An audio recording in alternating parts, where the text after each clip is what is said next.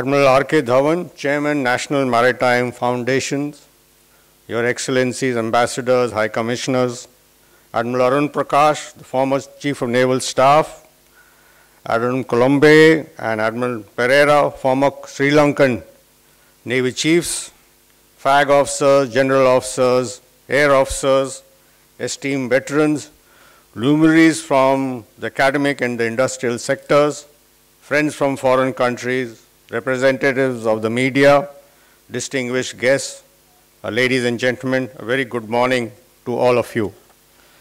It is indeed a pleasure to welcome you to the Indo-Pacific Regional Dialogue 2019. This dialogue allows the Indian Navy, along with its knowledge partner, the National Maritime Foundation, to discuss important issues of significance with some of the world's leading experts and thinkers. The outcome of these deliberations provides some invaluable inputs for us for formulation and recalibration. There is a renewed focus of the world on the seas. This is driven principally by the immense geoeconomic and geostrategic importance of the maritime domain. India is a maritime nation, and the recent times have witnessed increasing attention being devoted to harnessing the maritime domain for our national building, as well as for regional development programs.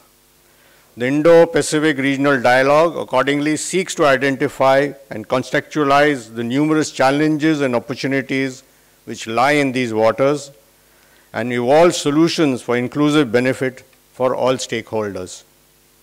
It's widely accepted that the Indo-Pacific region has been growing in geopolitical significance in recent years for a number of economic, political, and other reasons.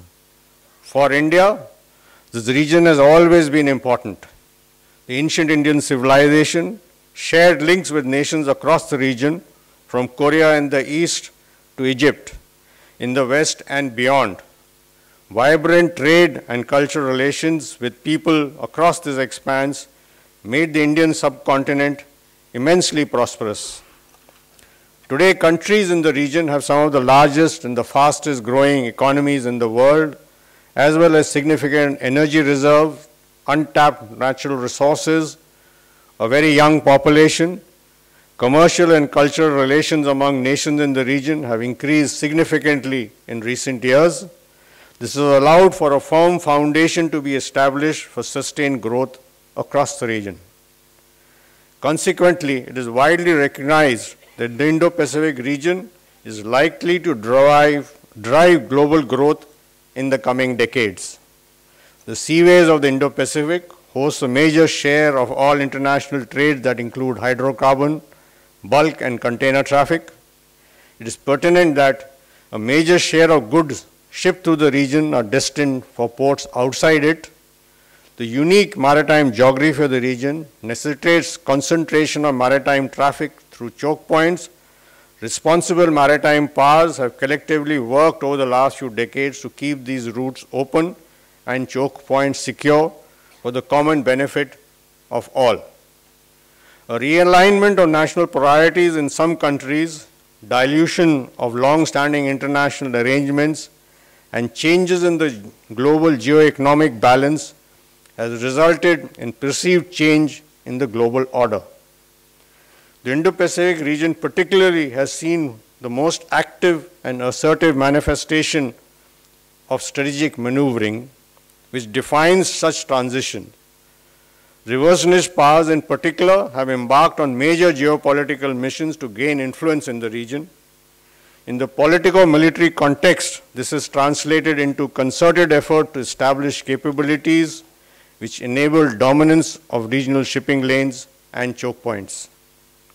In this context, India's vision of the Indo-Pacific region acquires great significance. As our Honorable Prime Minister said, and I quote, "India envisages the Indo-Pacific as a free, open, inclusive region which embraces all in the common pursuit of progress and prosperity," unquote. We seek to work with all stakeholders to evolve a common rule-based order for the region, which respects sovereignty, territorial integrity, and equality of all nations, irrespective of their size and strength. We seek to work along with partners with shared values and interests, bilaterally or multilaterally, to establish a stable and peaceful region. Ladies and gentlemen, the Indo-Pacific region holds great promise, but its future is mired in shifting plates of global politics and fault lines of history. The growing competition amongst nations, if conducted in a principled manner with respect to the core ideas of international order, can unlock the immense untapped potential of the region for the benefit of the entire world. However, at present, this does not appear to be the case. A unique blend of strategized financial aid, creeping territorial accretions, information operations, legal ambiguity, and military assertiveness is being wielded by aspiring great powers to establish regional dominance.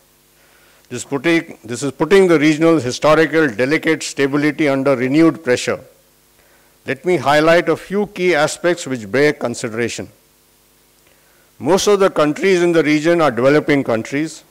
They have achieved higher rates of growth in recent years through economic reform supported by hard-working populations. Accordingly, there is a growing aspiration among the people of the region which requires to be supported by large-scale and widespread development efforts by states.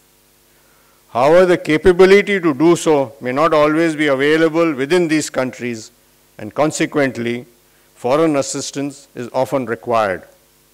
On multiple occasions over the last few years, we have witnessed such assistance being offered for projects with suspect financial viability, limited local participation, and unequal benefit for the recipients.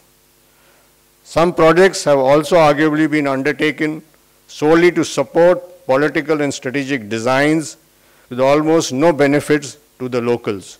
Such projects have been further enabled by the lack of any credible alternatives. It is therefore necessary to establish an environment where multiple options are available for countries seeking financial assistance, helping them to avoid getting entrapped by those with unscrupulous designs. The effect of this increasing strategic footprint has also been seen in the political domain. It is in more than one nation, individuals who have lost the democratic mandate have sought to undermine political stability. The support of such individuals from certain quarters is well known, and this trend all but confirms the long-term intent of these nations. Although resilience of democracies has been affirmed in the incidents witnessed thus far, one must neither assume that these tactics will not be repeated, nor presume that they will continue to be ineffective. There have been some overt actions by some nations in order to accrue territorial gains. These actions have been supported by ambiguous interpretations of international law, backed by demonstrated asymmetry of power to make incremental changes to the status quo in certain regions, both on land and at sea. Unilateral actions in direct violations of international arbitration mechanisms have further undermined security and stability in some regions. While it is acknowledged that there may have been a case to revisit the rules and mechanisms which define the existing international order, it is also reiterated that independent effort to establish a new set of rules within any spheres based on asymmetry of power will eventually erode stability and undermine peace. And last, but perhaps the most significant challenge of our times is terrorism. The Indo-Pacific region has witnessed multiple forms of terrorism in recent years, and few countries in this part of the world have been spared by this cause. The global nature which terrorism has acquired in recent times has further enhanced the scope of this threat. India, however, faces a far more serious version of terrorism, state-sponsored terrorism. You have all witnessed the horrific scale of the extremist attack in the Indian state of Jammu and Kashmir just 3 weeks ago. This violence was perpetuated by extremists aided and abetted by a state which seeks to destabilize India. We also have reports of terrorists being trained to carry out attacks with various modus operandi, including through the medium of the sea. We have how We have seen how quickly terrorist groups evolve across the globe. With the particular brand of terror may well become a global problem in the near future. The Indian security establishment is continuously working to address this menace. It is imperative that the global common community acts in concert to contain and eliminate terrorism in all its forms. To address these diverse challenges and harness the potential of the Indo-Pacific region, there is a need for countries to evolve collective and inclusive solutions. The maritime domain in particular offers a wide array of opportunities for such effect. Let me touch upon a few. The enhanced regional connectivity, including people-to-people and cultural exchanges, is an important aspect that requires collective action. In such endeavors, enhancing maritime connectivity will inevitably gain prominence. The Indo-Pacific region is naturally defined by its maritime continuity, and several initiatives have been put in motion by countries across the region to improve regional connectivity over the sea. It is, however, important that all such efforts address the aspirations and concerns of all stakeholders, adhere to established international business practices, and do not impinge on sovereignty of any nation. There is also a case of aligning various efforts at national, sub-regional, and regional levels in concert and execution to maximize the value accrued from each. Such an endeavor could also potentially assist in eliminating financially unviable efforts, allowing countries in the region to get the best from their investments. While this may seem difficult to achieve, platforms like this dialogue allow such aspects to be discussed and identify the possible ways ahead for further consideration by respective countries. The immense potential of the blue economy in the Indo-Pacific region offers another set of opportunities. Most countries in the region have limited experience and capability to harness their economic resources. It is therefore important to enable skill and capability development across the region, which allows nations to expand their maritime economic footprint in a sustainable manner. In this, leading maritime powers can make invaluable contributions to regional partnerships tailored to the need of the regional countries and designed to yield profitable outcomes for all concerned. In most such efforts, a common requirement would be employment generation, as there are young and growing populations in most parts of the region. Consequently, in the age of automation and digitalization, countries will need to identify a model which balances the efficiency provided by technology with the imperative need of job creations for local communities. Finally, as maritime economic endeavors increases across the region, there is a need to enhance maritime security, both individual and collective. Given the wide range of threats at the sea, from piracy and crime to maritime terrorism, it is important that all stakeholders work together. Enhancing regional security cooperation will allow us to optimally coordinate efforts to counter common challenges, optimize responses to shared situations, and continuously learn from each other's best practices. In this regard, let me briefly outline Indian Navy's approach.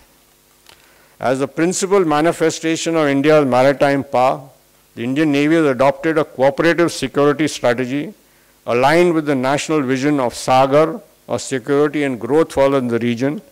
Incidentally, Sagar is the Hindi word for ocean, which epitomizes the centrality of the seas in our regional outlook. The Indian Navy's task force are continuously deployed in key parts of the region, mission ready to address a wide range of contingencies. In recent months, our forces have successfully undertaken operations against maritime piracy, as well as provided HADR support in several places across the region. In addition, we patrol the maritime zones of friendly nations on their request and also undertake coordinated patrols with some neighbors along our shared maritime boundaries.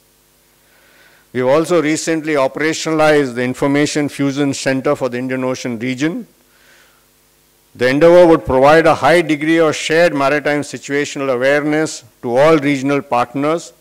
This is aimed at ensuring all emerging threats are identified early and concerned agencies apprised in time to enable an effective response. Through a combination of an independent and collective effort, we seek to contribute to keeping all the maritime domains of the region free and open for all. Furthermore, we have increased the scope, scale, and complexity of engagement with friendly navies. This includes professional interaction at various levels, joint training, high-level visits, port calls, and experience sharing programs. The most visible aspect of this growing engagements are exercises we conduct with our partners.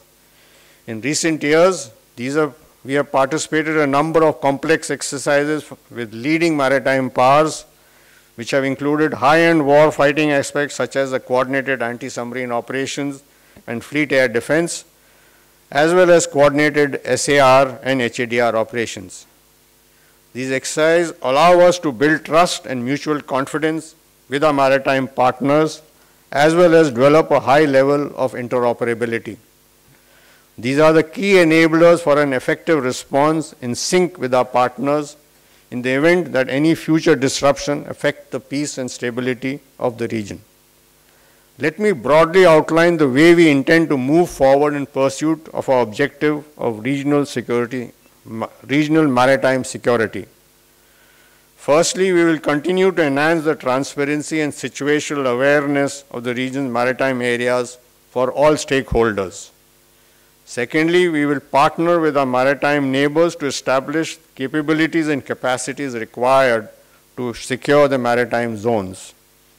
Thirdly, we will continue to engage with like-minded maritime forces through information exchange and logistics sharing arrangements to enable sustained, capable, and effective presence wherever required in the region. And lastly, we will continue to train together with navies across the region to exchange best practices and enhance interoperability in all aspects of maritime operations. To conclude, I wish all the participants and attendees the very best for insightful and meaningful discussion over the next 2 days. I wish the organizers the very best for the event, and I am confident that the outcome of the Indo-Pacific Regional Dialogue 2019 will provide the Indian Navy as well as the Government of India valuable inputs to recalibrate our policies and initiatives. I encourage all members of the audience to make the most of the interactive sessions, and I assure you that our eminent panelists will welcome your perspective and shed new lights on aspects under discussion. Thank you very much, ladies and gentlemen. Jai Hind.